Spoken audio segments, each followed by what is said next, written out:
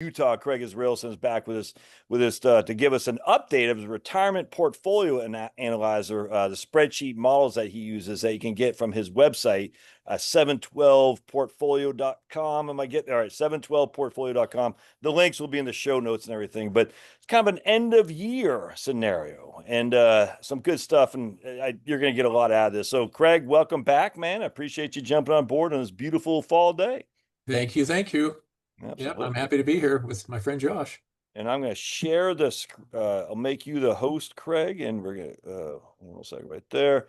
And then you can just jump on to it and make host. And again, we'll put the link into the show notes, everybody. So you can, if you want to get your copy of his tool, and he'll go into how to do that here, but we'll make sure we get the links in there. So Craig, you are now the host. So, and take it away. Absolutely. Okay, are you seeing the spreadsheet? I am not. No, sir. Okay, let's make sure that, let's see, share. There we go.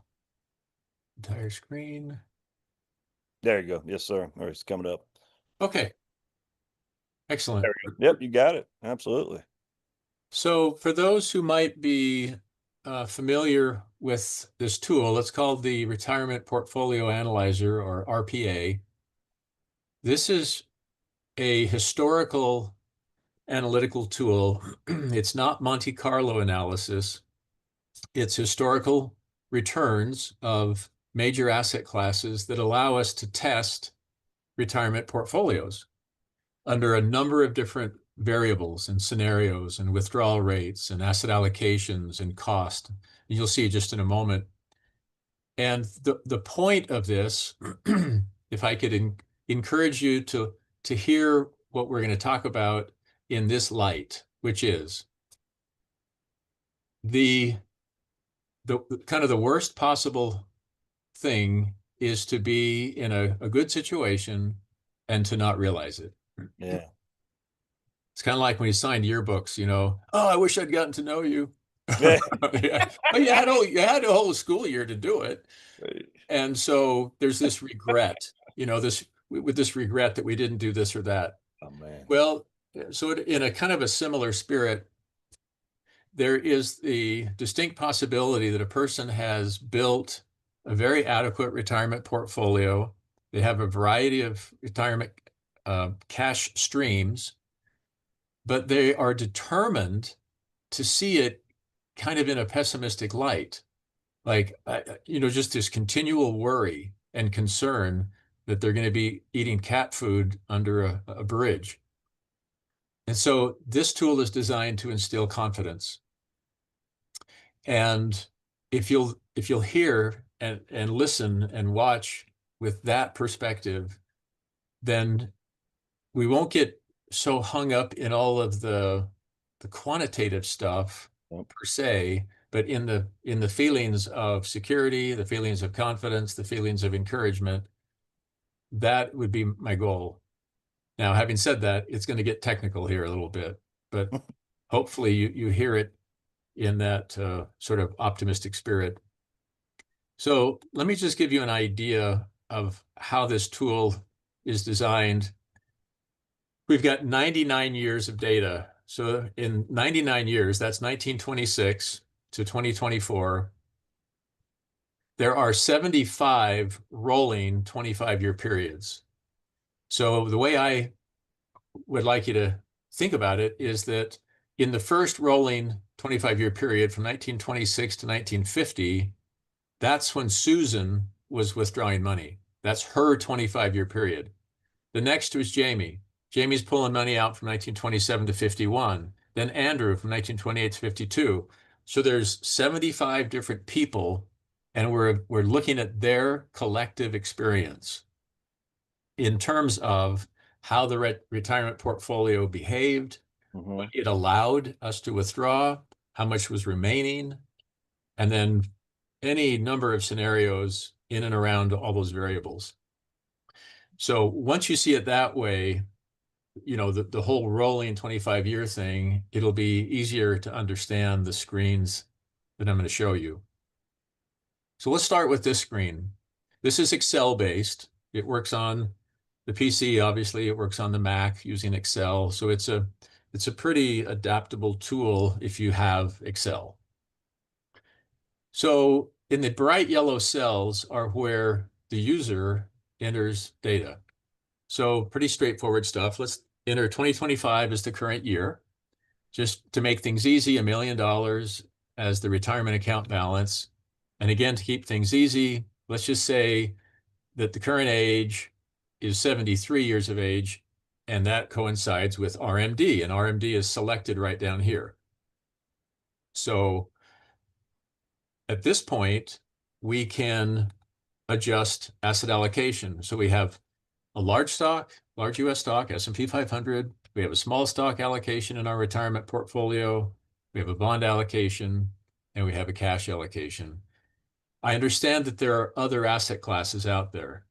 And this tool actually has another set of tabs where if you wanted to do a 7-asset model, let me kind of get that bigger, you can do this. It doesn't have as many time frames because we can't go back to 1926. We don't have the data.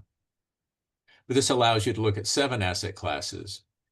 So we can get a little bit more granular over a shorter time frame, but to give you the spirit of this tool, let's just focus on the 4-asset. So let's do this.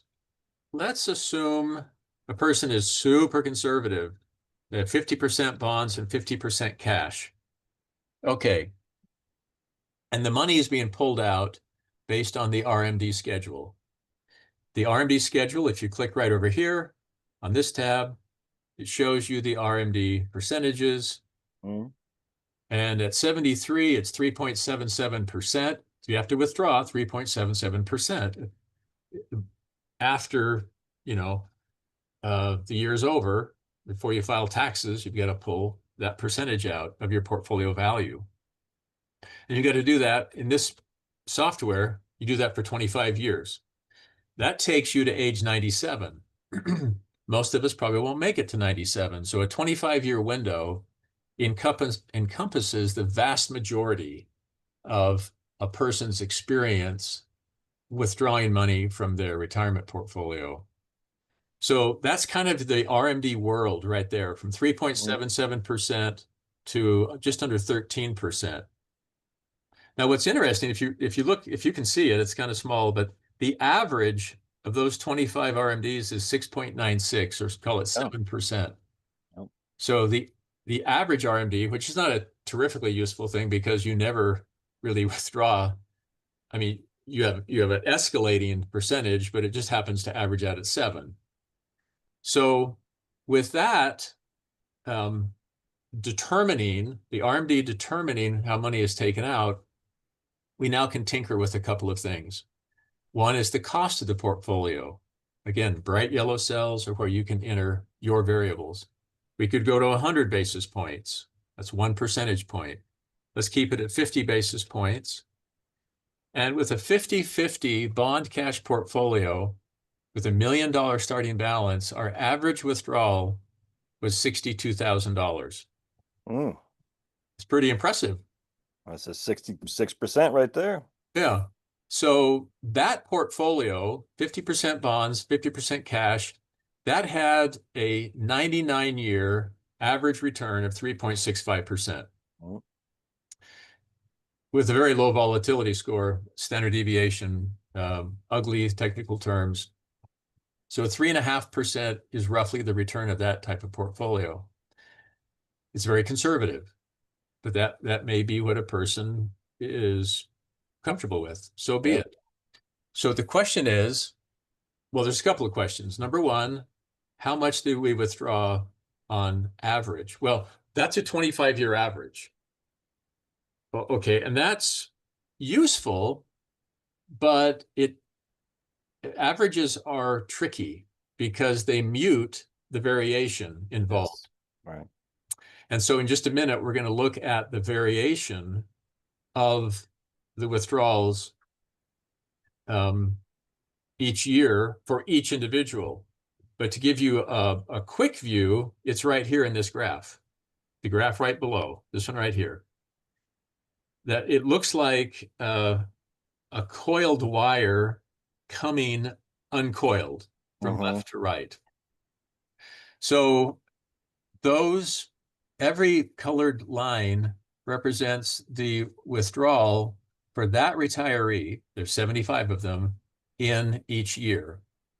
And you can see that some of them are escalating. That's encouraging. And some of them are, the annual withdrawals are kind of flat. Mm-hmm. There's a lot of variation because the sequence of returns in a portfolio varies.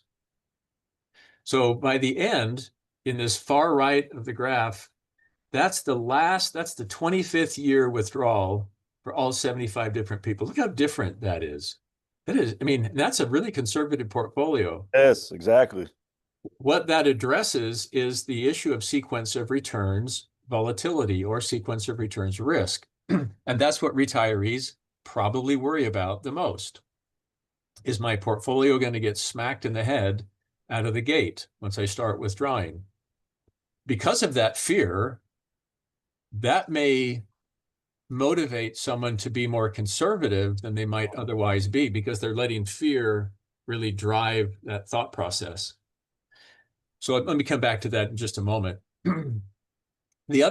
So the average withdrawal is certainly one piece that we want to focus on. Another piece is how often did these withdrawals increase year over year? 71% of the time. Wow, that's cool. How often did the withdrawals keep up with inflation? And I'm talking about not the average inflation. I'm talking about the inflation as it occurred year to year to year. So So like 1966, you know what I'm saying? Yep. Right, exactly. Yep. I'm not using these average Right. figures for inflation. I'm using the Actual, actual yep, 100%. rate every year. Okay, so that's those numbers in this green background, those pertain to the withdrawals from the portfolio, as is this green-backed graph. The blue has to do with the balance.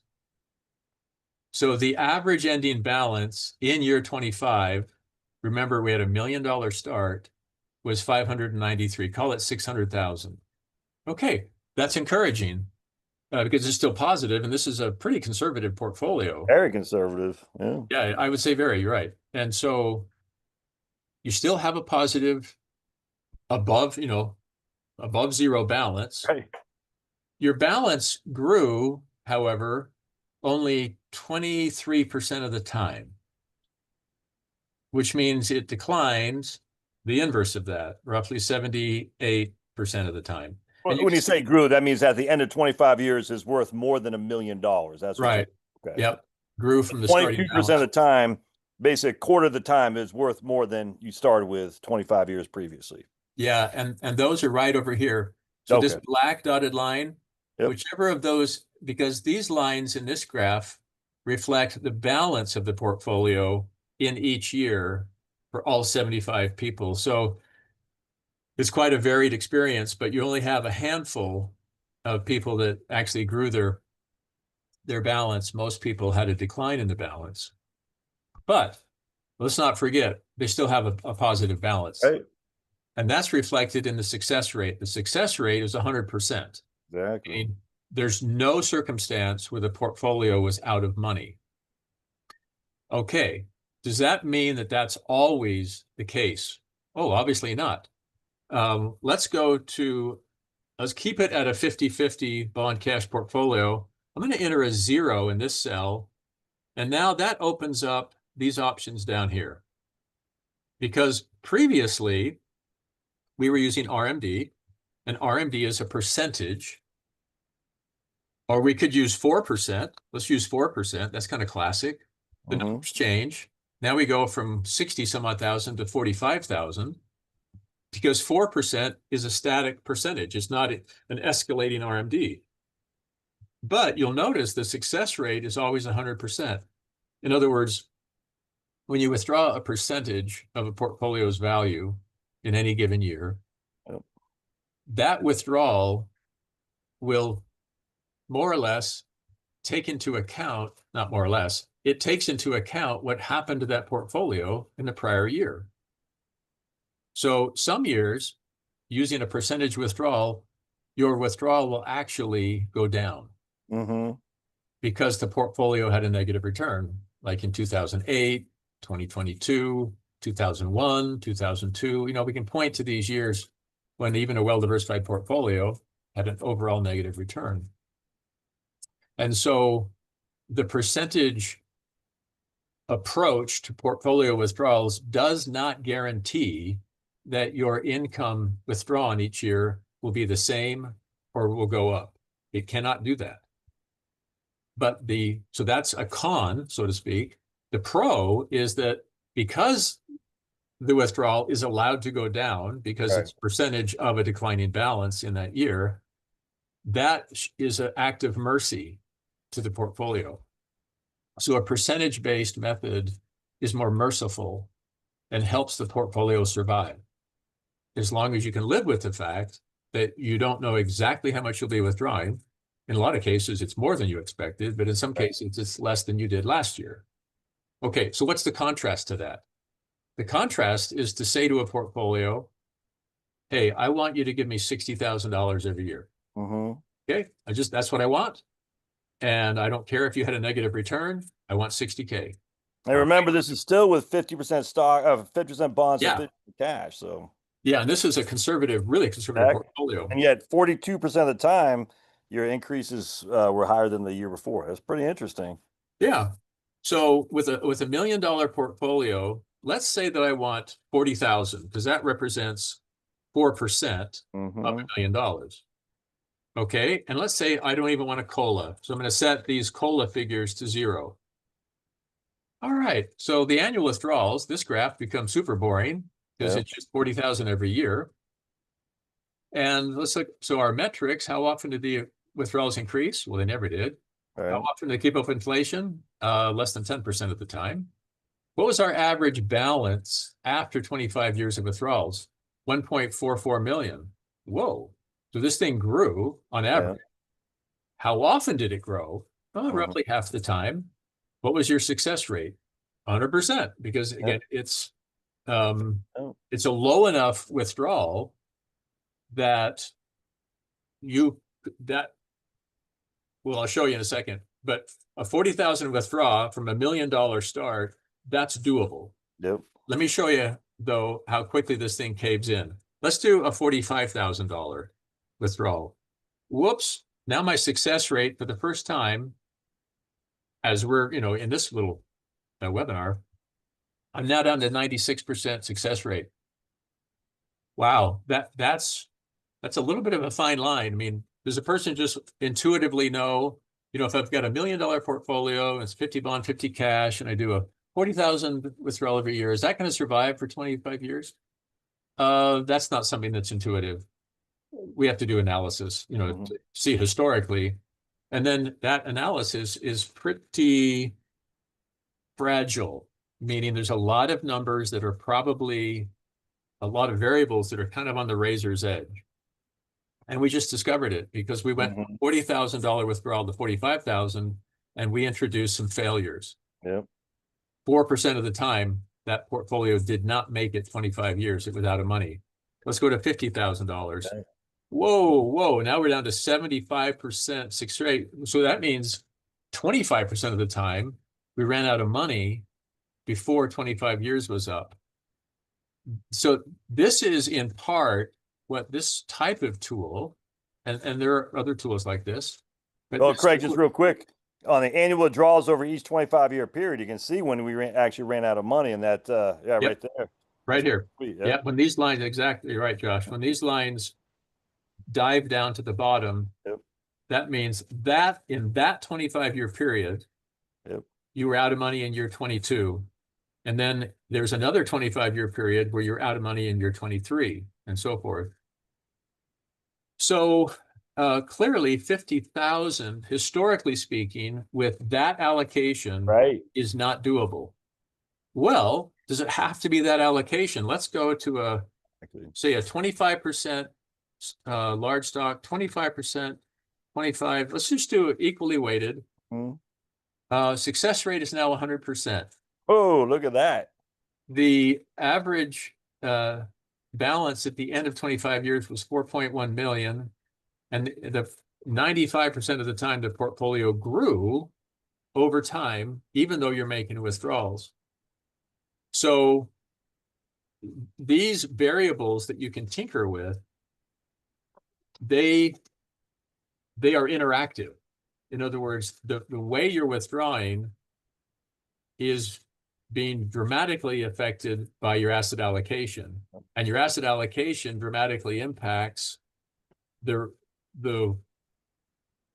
optimal or safe or ideal withdraw amounts or withdraw rates.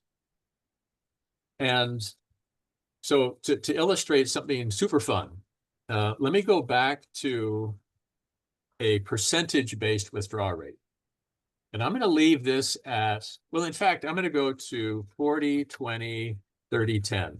This is a classic 60% equity, 40% fixed income portfolio. This is like the Vanguard Balanced Fund, the Fidelity Balanced Fund, any number. I mean, the Balanced Fund is almost always 60% stock, 40% fixed income. Okay, so with that as a benchmark and 4% withdrawal rate each year, these are our benchmark numbers. I'm going to get a piece of paper, and you don't have to do that, but if you want to follow along, I call this coloring along with Eddie. So we've got a 4% withdrawal rate, and our average withdrawal is 80, call it 86,000, so 86K. And our average ending balance is 3.4 million. Okay, impressive numbers. Let's go to 5%, because here's a retiree saying, no, oh, they're asking the question maybe a couple different ways. What's a safe withdrawal rate? Classic question. Or they might say, what withdrawal rate would kind of maximize my withdrawal without overly penalizing my average ending balance? Because obviously, if you raise the percentage that you're withdrawing, you inevitably are going to reduce the ending balance. That's like clockwork.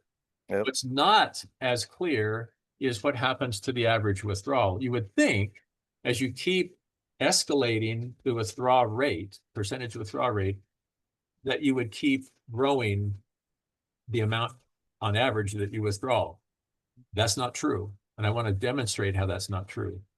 So we have a 4% starting point. Let's go to 5%. Now we go to 92,000 is our average withdrawal. That's great. So that went up from 86,000 to 92. So a $6,000 annual increase. And our average balance went down to 2.6 million. Okay, we knew it was going to go down, and it goes down by about, $800,000. Okay, but it's 2.6 million. Right. After 25 years of withdrawal, we can live with that. Oh. Fine. Let's go to 6%. There you go. So at 6%, now we have call it a $96,000 average withdrawal and a 2.0 million. Okay, so we're still seeing an increase in the average withdrawal. All right, let's keep playing this game. So 7%, now we're at 9. So really no material change there. We flattened out. But our average balance at the end was 1.5 million. Let's do one more. Let's go to 8%. Exactly, 8%. 8% keeps us at 96K. We flattened there, and now we're at 1.2 million. So I hope you see what we just discovered. There is no, historically, for a 60-40 portfolio with a 50 basis point expense ratio, there's no historical motivation to go beyond a 6% withdrawal rate, because we did not get an increase in the average withdrawal, but we got a systematic reduction in average ending balance whenever we went past the 6% withdrawal rate. That's interesting. Yeah. Do 6% again in there, Craig. Let's just see. So 96 for 8. So let's put 6 over here as the withdrawal rate.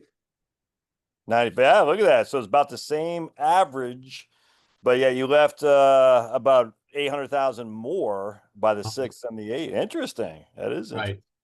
So that's one of the beauties of any sort of analytical tool, is that it can give you some guidance historically.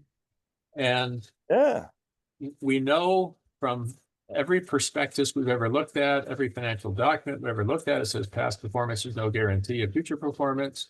We get it. Just like in the NCAA tournament, sometimes the 16 seed beats the 1 seed. We all understand that, but Right. there's these disclaimers have to always be included. So why are I we put doing this? 10% in there, Craig, if you don't mind. I'm just curious. Oh, So we got 10%? 90. Yeah, I'm just so now look at that. Interesting, went down. So now we've kind of reached a point of diminishing returns. Isn't that interesting? Yeah, and we even did at 7%. Yeah. At 7%, there was not an increase in the average withdrawal and a continual decrease in the balance. So now the average ending balance is 689. Yeah. We're below what we started with. And we had 3,000. That's actually I didn't that's pretty interesting. I didn't realize that from the last time we used this. So that's pretty interesting, man. And there may be some people, it could be me, it could be anyone who says, you know what? That's worth it. Absolutely. Well, yeah, I need to withdraw 10%. Okay. We look at the tool, we do the analysis, we say, all right, yeah, I understand it, but you get the same outcome with 7%. I mean, pretty close, but with a much higher average ending balance. So there's no reason to go to a higher withdrawal rate with this dogged idea that if I raise the withdrawal rate, I will always get more money. It doesn't play I, out that way. I can disagree with you though. So look at the box annual withdrawals over each 25-year period. You can see on the front end, the reason why you see on the front end, it's on the lower end there. Now, if you put 10%, you're going to see it on the front end. It's like a much wider. See what I'm saying? It's a much wider variety on the 10%. So it's kind of like the 10% gives you it's almost like a standard deviation, significant different volatility in the withdrawals on the front end of retirement for the 10% over the 7%. So Agreed. that's That's a good interesting observation. because I would say, hey, if I'm only around for 15 years, again, I'm just throwing this out there, Right. but Right. you say, what do I maximize my retirement? Would it be 7% or 10? And there's no answer. I'm kind of throwing it out there. It's just more volatile. Well, yeah, there's an interesting thing here on that very issue. And that is, let's go to 7%. Yeah. Now, let me go and I'm going to come back and circle back on what Josh just illustrated, because at 73, this analysis focuses on a 25-year Yes. Good window. point. Yes. Right. But Josh is saying, I'm sitting here, I'm thinking, dude, I'm not living 25 more Right. years. My Right. genetics don't support that idea. Maybe I've got some personal behaviors. I skydive blind, with a I go to blindfold on. Greenland. Yeah, Craig, you go to Greenland. Greenland. My wife and I just go back to Greenland, just hiking. So you're not really looking at 25 years. This is what Josh, where he's driving this. You're looking at over the next 10 years, Right. what's sort of optimal for me. Okay, here's kind of a way to try to get at that. We click on the budget tab. Okay, the budget tab Yeah. is, here we go. So let me just kind of walk you through this because it's going to show you in just a moment what Josh is referring to. Remember, bright yellow is where your data can be input. So here's, first of all, your Social Security information. And I understand there's different views on the longevity and so forth. Let's just proceed. If we're being optimistic in general, let's be optimistic specifically. Right. There's some Social Security benefit, may not be as much as you'd hope, but there is some. So here's your figure, your monthly benefits, 2,500. And you've already started. Here's a spouse, his or her, it's already started. So you've got collectively, those two together is $4,000. Okay, in year one, and then you've entered a COLA, 2.5%, could be 3, let's say. Yeah. Right. And then you've got opportunities to enter annuity income, other retirement income. Let's say there's neither of those. So to Josh's example, you're dependent on Social Security and your portfolio. That's it. Right. Right. Only two income sources. Okay, at a 7% withdrawal rate from that portfolio that's 60-40 with 50 basis points of cost, a 7% withdrawal rate, your average monthly withdrawal in year one was 6,424. I'm going to write that down, 6,424, year one. And then in year 10, right here, I'm just looking across here, year 10, in this right here, it was 75.89. So 75.89, year one, year 10. Okay. With just that in mind, let's go back. Let's enter 10% here. And go back to the budget tab. This is what Josh was referring to. Yeah, right. Using a sort of a truncated time period where you're focused on your specific window, which in this case is 10 years, you had a first year withdrawal of 9,177 versus 6,400 with a 7% withdrawal rate. Now look what's happening. It's going down. Yes. Okay? The other one was going up. Yep. And so you're front loading your withdrawals because that's when you want to spend the money. And by year 10, your average withdrawal was 8,000, let's call it 8,000 even, whereas it was 7,600 before. So they're starting to converge. Yep. But on the front end, while you have the health and so forth, this is a classic. I've never actually, Josh and I we don't practice this stuff. He just looks at stuff and then it spurs an idea. I've never actually looked at it this way before, the front, because I'm always focused on 25-year. Yeah, I understand. But that's not realistic for whoever it's not realistic for. So that's. Yeah, but then look at the last year, Craig, at 25. So here we got 63.87. I can't guarantee. I highly suspect that at 7%, it'll be the exact, it's almost like a seesaw. One goes, you see what I'm saying? I bet if you put the 7%, it'll be 9,300 or something like that. And 9,800. Good yeah, for there you. you go. So it's just, so it all equals, this whole thing with sequence of return risk, at the end of the day is when does it hit? If it hits the front end, you're kind of SOL, but if it hits the back end, it's no big deal. It's the same. It was just interesting here that at the end of the day, though, if you take more out, you're going to have to get accustomed to, again, the diminishing returns. If you take less out, you can take higher returns as you go forward. It's just a matter of preference, frankly. Yeah, it's almost like a Social Security analysis or what I'm saying. Yep. Where you wait till, later, 70, or you started at 62. Well, if you live to be 120, you should have waited until you were 70, right? Exactly. But if you live to be 70, you should have taken it out at 62 years of age. So it's a similar spirit to that. And the beauty of any tool, this is a analytical tool, is to give you the horsepower to think through. Yes, 100%. And your tool has the visualizations, I think, that a lot of other tools don't, Craig. Like that graph is what jumped out at me. Like if you just would have thrown these numbers, it wouldn't have I'm just more visual. I probably have some dyslexia in my background, but the visual that this tool has, a lot of other software tools don't. They do the Monte Carlo and all that. I get all that. I'm not against it, but it's just these visuals are very helpful for different kind of learners, if that makes sense. Well, yeah, and that's not even the best graph. The best graph, let's go ahead and leave it at 7%, yeah, 100%. The 60-40. Now let's click on this detailed for asset tab right here. This is a great tab. Oh yeah, that's my favorite graph here too. So what this allows us to look at is the experience of Susan, Nicole, Fred, Larry. You can name all these blue graphs, these blue bars, give them a name. That represents a single person. And this is their experience in the 25th year. In other words, that the height of the blue bar is their ending balance of their portfolio.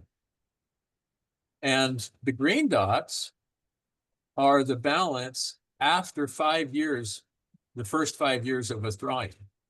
In other words, here's a tool that analyzes things over 25 years, quarter century, as if, as human beings, we wait for 25 years to react to what we're experiencing. That Exactly. doesn't happen. We react in 25 hours or 25 days. So to try to get at that issue of recency bias, Yes.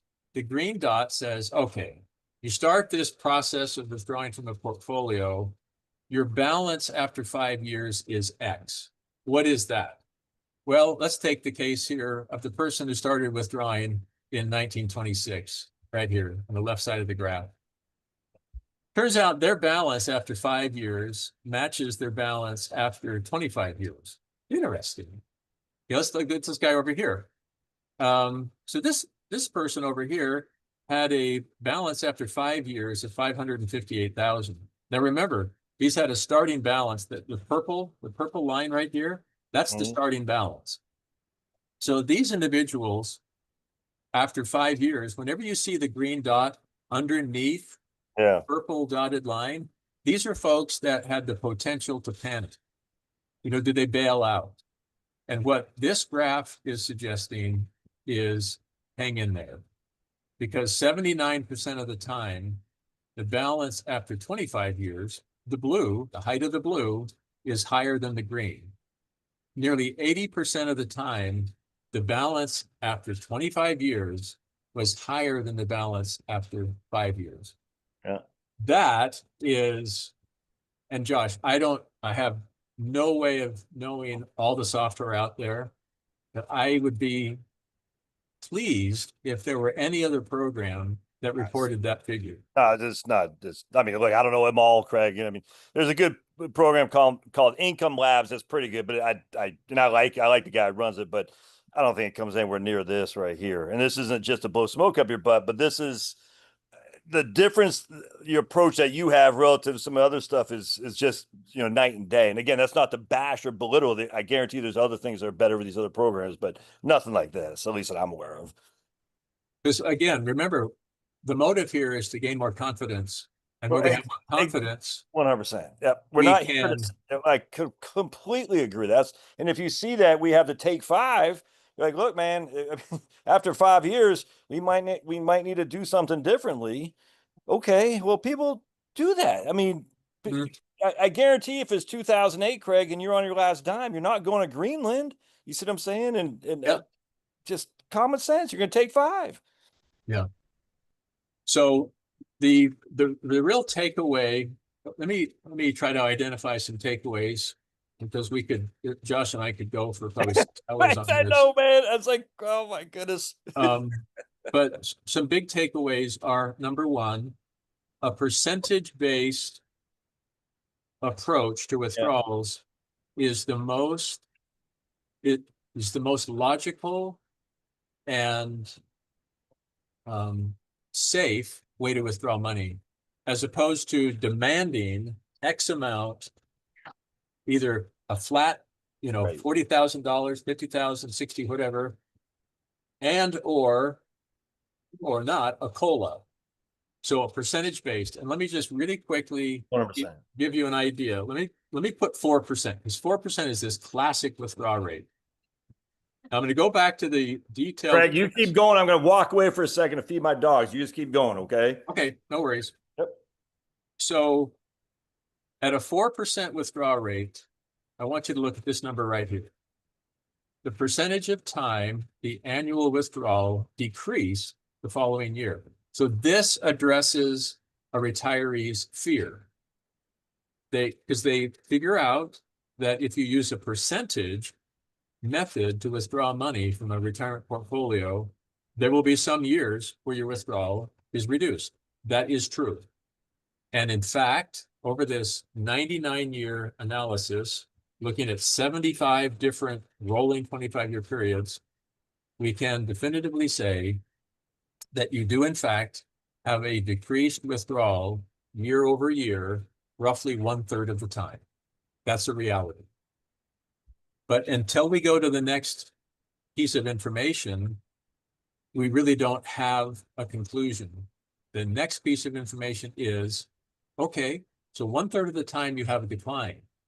Does anybody in the room want to ask the obvious question? On average, how much is the decline? Right. Because if it's not a material amount, don't worry about it. Exactly. The average decline was $5,700. Well, the average withdrawal is 85,000. Is 5,700 a life-altering decline relative to the average withdrawal of 85,000? I would say, oh, it's a noticeable decline, but it's Right. certainly not life-altering. I'll just have to make some adjustments. But that average is not evenly distributed. After a year like '08, Right. that loss will be more dramatic. But in general, with a percentage-based approach, you can know going in a third of the time, you'll have a modest to small decline in your average withdrawal. So what is the reason then to do that? Well, the reason is a percentage-based system of withdrawals will not kill a portfolio unless it's ridiculous. And let me show you what ridiculous looks like. 15%. So a 15% withdrawal rate, yeah, all the portfolios are still alive. You have a 100% success rate. None of them grew, and a lot of them are pretty close to zero, but they'll never hit zero because of the the nature of mathematics. This is called moving asymptotically toward the x-axis. You'll never hit the x-axis in technical terms, but practically speaking, you're getting close to out of money. So as long as our percentage is reasonable, 5% is reasonable, 6% can be reasonable, then you're not going to run out of money. And this was the 60-40. You could be a person who says, you know, volatility doesn't bother me in the slightest. I want 50% in large stock. I want 30% in small stock. I want 10 in bonds and 10 in cash. That's an 80-20. Okay. Your numbers go up. Your average ending balance goes up. All good if you really can deliver the lumber in terms of not reacting badly to volatility. And that's easier said than done for people who said, yeah, I don't need Novocaine and the dentist chair. And then suddenly 10 minutes later think, everybody makes poor life choices, right? I just made one. Or the ladies who deliver without the epidural, whatever it's called. You know what I'm saying? Right. Like, hey, man, you're stronger than me, but woo, that sounds. Whoa. And my wife actually had that experience one time. It got the epidural too late. Well, really? It was au naturel. Yeah. Oh, It was one painful experience. Oh, man, that's. So let me take it back to the budget for 2 more minutes, and then we probably need to let these folks go, Josh. Absolutely. So I wanted to show you, it's just really something cool in the budget portion, which is after you've entered your Social Security data up here in the yellow, you've got your withdrawal information coming from the other tab that we've been tinkering with. You then have reported to you your estimated total monthly gross income from all sources. Awesome. And here's the range. In year 1, it was about 9,600. By year 25, it's 22, call it 23,000. The average is 15,406 times 12 gets you an annual. So I just wanted you to see the variability of the gross monthly income.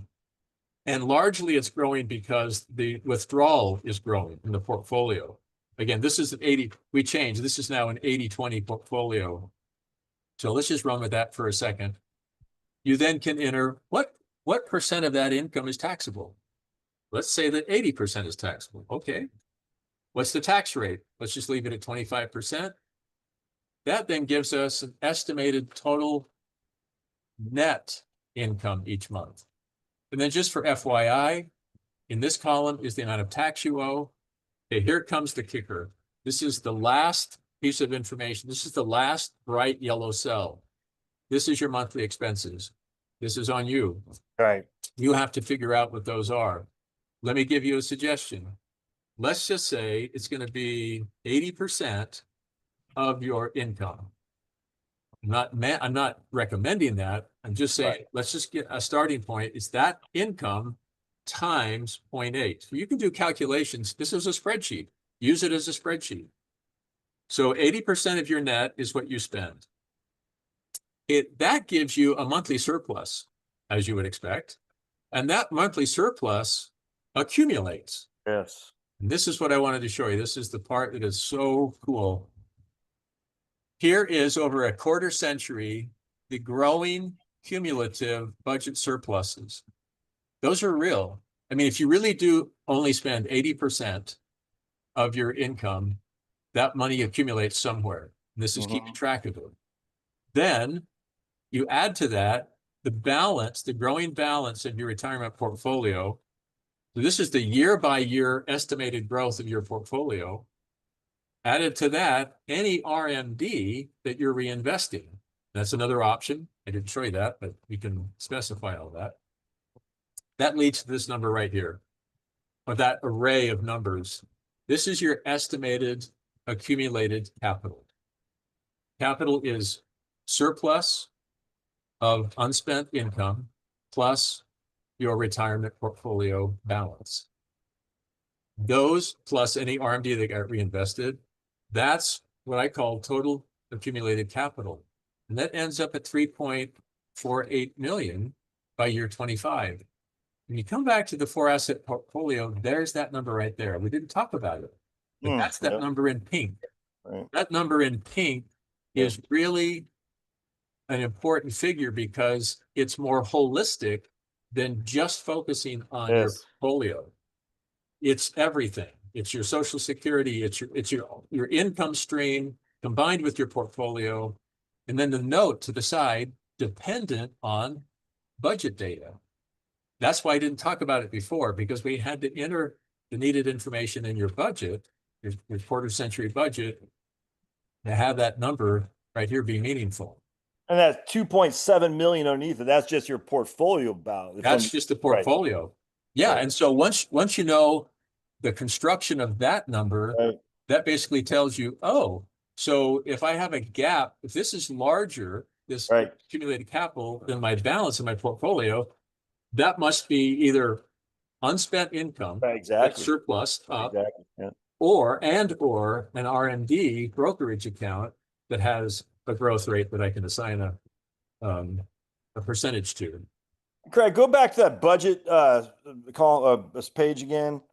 All right, now scroll all the way over to the left on this. There we go. All right, so where's the Social Security? Yeah, all right. So a nice thing about this too is see how the Social Security benefit is actually growing.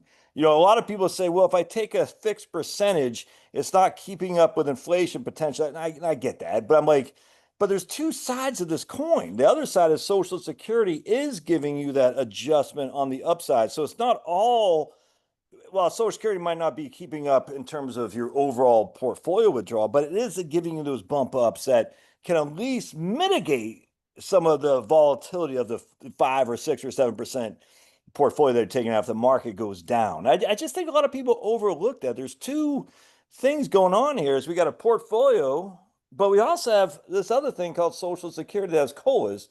And to discount one over the other just seems like you're leaving some, like, well, just like you said here, the accumulated value that includes Social Security.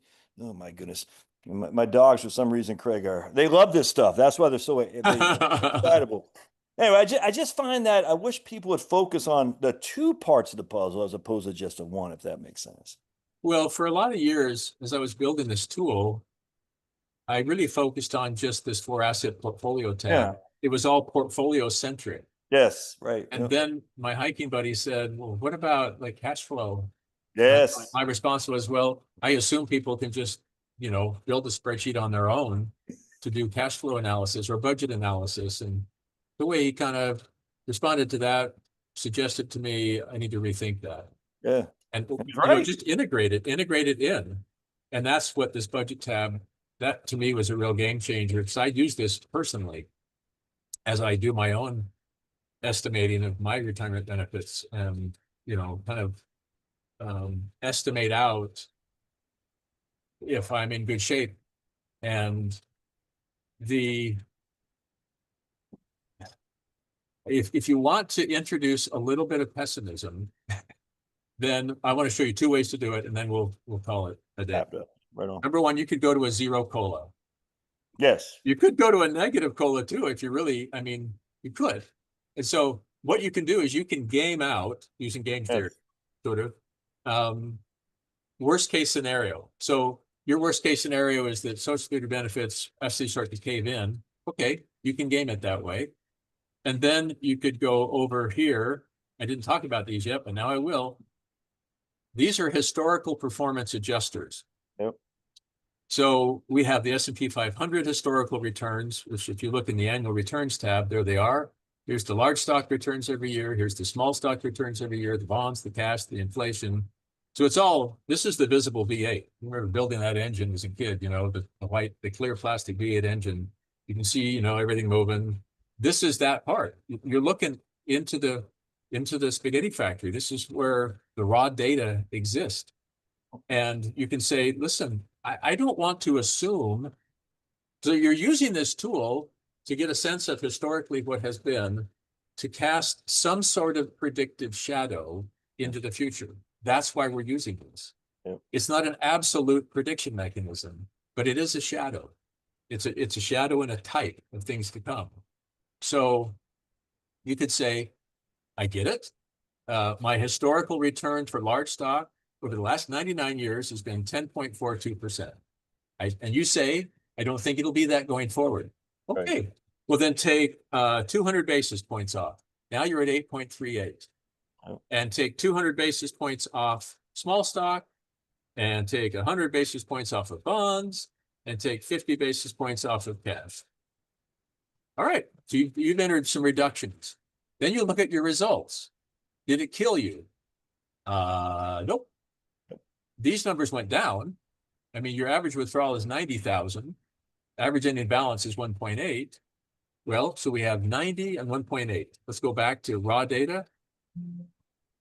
We have 114. Oh, okay. So you had about $25,000 ding and about a $900,000 ding in ending balance. Right.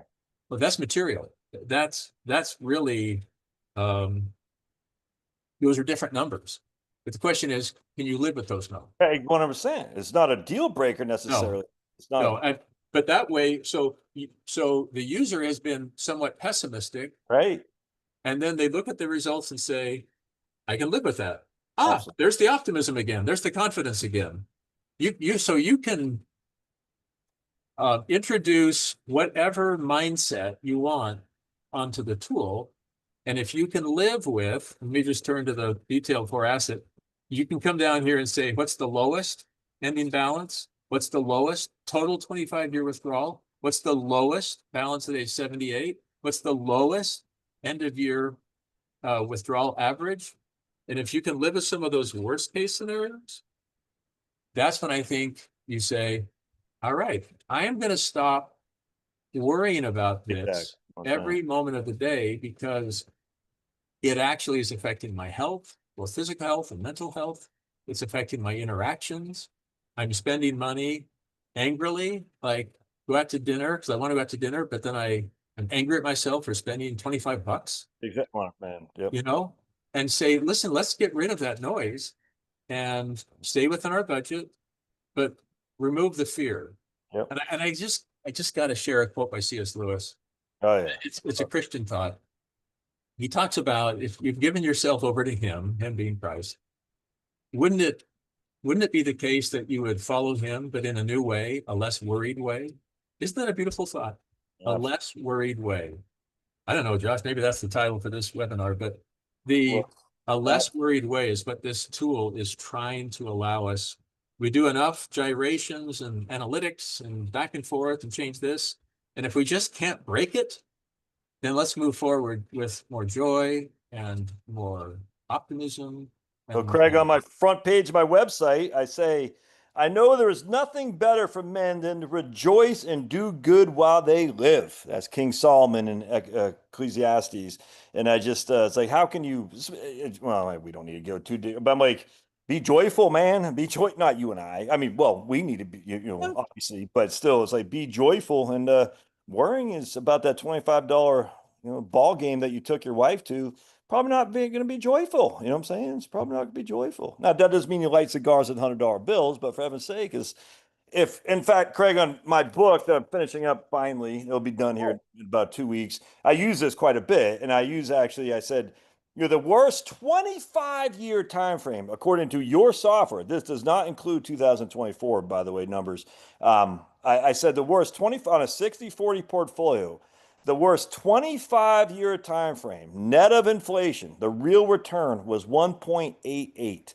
All right, so that's of all of a 60-40 portfolio, the worst net of the real return was 1.88. That was I want to say 1956. I can't remember, but it's like 1956 or 1958. And I'm actually using less than that in my scenario in terms of even worse than the worst. And I'm still coming up using this tool. I was like, man, if you can't break it, at some point, you just gotta say, I'm pretty good, man. Yeah. Obviously, we're not God, we don't know, but come on. You know what I'm saying? It's like I'm using well below historic rates of return, and I'm still coming up ahead, more often, well more often than not. It's crazy to me that people are just so stuck on I gotta work Well, at $25. yeah, I think because there's this notion that a retirement portfolio can be envisioned as a barrel of water. Yeah. That is, you dip in to take water out, the water level in the barrel inevitably has to decline. Yes. Well, that's forgetting that the barrel has a property um, somewhat like the cruise of oil that Elisha, blessed, that it would never fail, and the meal would never fail.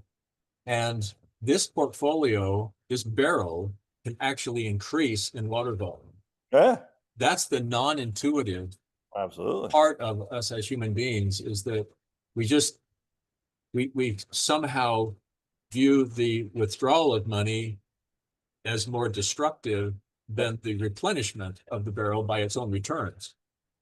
But and that's why this graph right here is illustrating all of the cruises of oil that never failed. All the blue bars are there. You never ran out of money. And in some cases, the cruise of oil is now like 10 cruises of oil. Right. Um, and we just don't want to believe it because it's kind of like, oh, that happens to my neighbor, but not to me. Or that happened in the past. It can't happen again because we're so fearful built in. Hey, lastly, go back to the very front page of this because I just want to point out something too that you had put in here. Well, I'm sorry, the not the front page. Yeah, this guy. So we see 100. Remember, you did like 15% over here, Craig, and the Oh yeah. I just like to also point out where, so it still says 100%. 100%. I just think, Craig, people get too focused on my probability of success 100%. That means it's good. I'm like, well, is it really good if you're only spending $3 a year because you have a portfolio that's worth $10? Yeah, you never ran out of money. Right. I think that success rate is very overused to determine probabilities. Like, hey, no, let's look at the lifestyle. That's what I love about the budgeting tool you have in here, because the budgeting tool says here's our lifestyle as opposed to just a simple probability of success. Yeah. Yeah, that's why success rate is buffered and bolstered by these other metrics. 100%. That's just How often part of did it. it grow? What was the average balance? And you've got some really cool, back in the detail, you can scroll down, get these It's really cool graphs that look year by year by year. And basically, like, here's the account balance graph. Whoop, yeah. this thing's heading south. That's a really high withdrawal rate. You go No, back we to do. something more Right, exactly. reasonable, like 5%, you come down, whoop, up we go.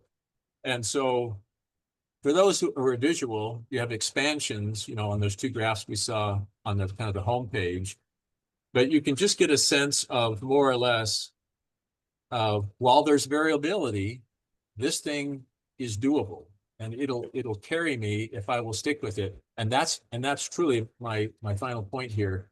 This analysis, all of these analytics, if you have like a 60-40, so we have 40-20, 30-10, here's a 60-40 portfolio.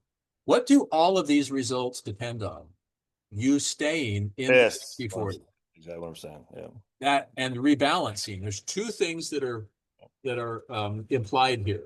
Whatever allocation you specify, that's what you're in for 25 years. Secondly, the rebalance. The rebalancing takes courage. So if a person can do that, that's how these results can come true. There'll be variation,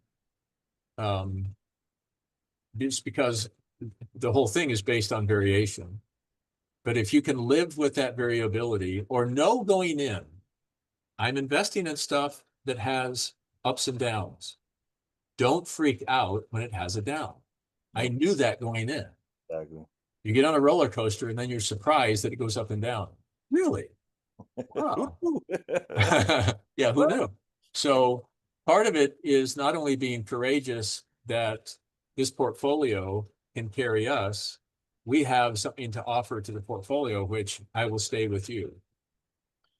You All know, right, Craig. So do me a favor, if you're still the host there, go to your website and show if you can. I don't know if you can open up a web oh, browser and okay. show people where they can get your software here if you don't mind. Yeah, so right there. Yeah, so 712, the number seven, um, the word 12 portfolio.com, or up here you can see it. Yep. 712portfolio.com. What you can do is just you can click on purchase the 712 report. That's going to open up a PDF, and that'll give you some information about a number of portfolio construction reports that I produce. But what we've been looking at today is the RPA. Yep. So the cool thing is, because Josh has been so generous to share his time with me and let me talk about this, for those, if you decide you're interested in the RPA, it's normally 150. But just mention if you email me, and my email is right here, greg@712portfolio.com. Just mention that you're coming from Josh. Just mention Yeah. Josh's name somewhere, and it'll be so it's $50 off. Yeah. I'm happy to do that, because I actually have a reason. I'm happy.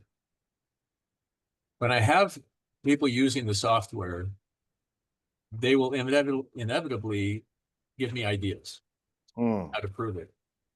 And so the program is evolving and has evolved and will continue to evolve and get better. And that's because of users.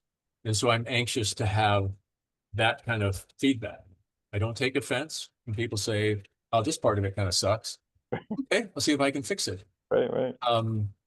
So if you're interested, then you can just either you can print this out and mail it Yeah. to me. Here's my address in Utah.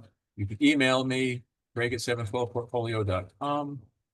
Um, I'll put all the links in the show notes too. Scroll down just a little bit more there, Craig, and you'll see where it said scroll up. I thought it said a consultation. Uh, yeah, yeah.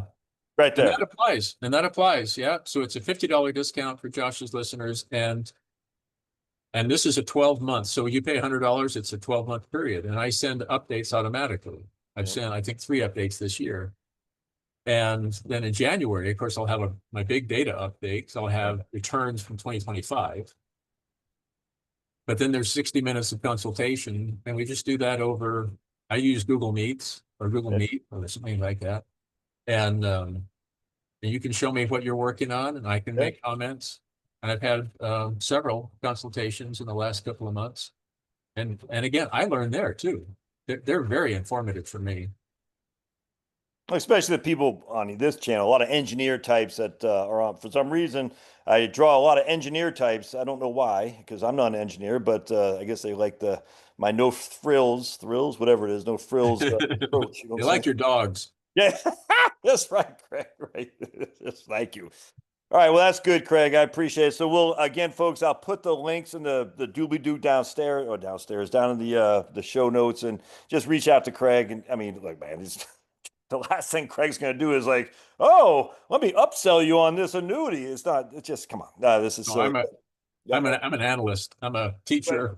What I'm saying, Yeah. I'm Craig's not not. Wall Street, that's for sure. Right on, Craig. Hang tight for just a second. I'm going to unrecord this. Oh wait, I guess I'm gonna steal it back from you, Craig, to be the host. Don't hang up yet. Reclaim host, and then I'm gonna stop recording here. Hold on just a second.